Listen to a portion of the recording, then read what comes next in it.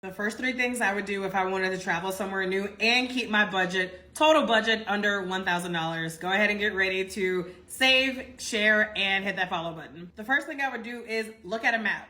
Look at which travel destinations are actually closest to you, because more than likely it's going to be a lot cheaper for you to fly somewhere that is like a 2 to 4 hour flight versus a 6 to 9 hour flight. Make sure you look at the Google Flights hack that I showed you in my previous video, because that gives you a great view of a map, what's near you, and some of the cheapest flight prices.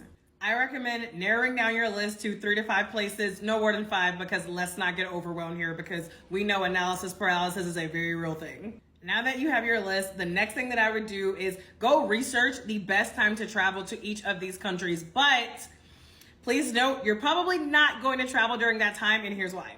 You can save so much money by traveling to a place during off season. This is exactly what I did whenever I went to Costa Rica, Panama, and El Salvador, all in Central America. I went to all of those countries during rainy season, and trust me, it was not an issue.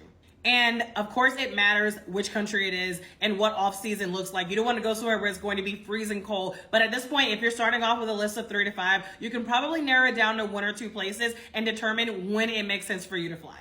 I'm telling y'all, when you travel is going to be so important. I go into such detail in this in my budget travel masterclass, but let's get into step 3. The third thing that I would do is more research. I would start looking up things to do in that city or in that country if you don't know exactly which city you're traveling to, especially free things to do. I don't know why I'm air quoting. Free things. Free, or look for a place that has really good weather and there are a lot of things to explore outside. Y'all, me and my husband have been in Colombia it'll be 4 weeks on Saturday. And pretty much all we've done is like walk and go out to eat. We went to a brunch over the weekend and that was it. And we still have seen so much of this beautiful city. Do not think that everywhere you have to go, you have to do some kind of fancy excursion that's going to cost you hundreds of dollars. You can choose maybe 1 or 2 chill experiences to do, or lit, your preference. And then now you just need to focus on finding you a bomb accommodation for a great price, which I also talk about in my budget travel masterclass. So if you feel like you cannot afford to travel,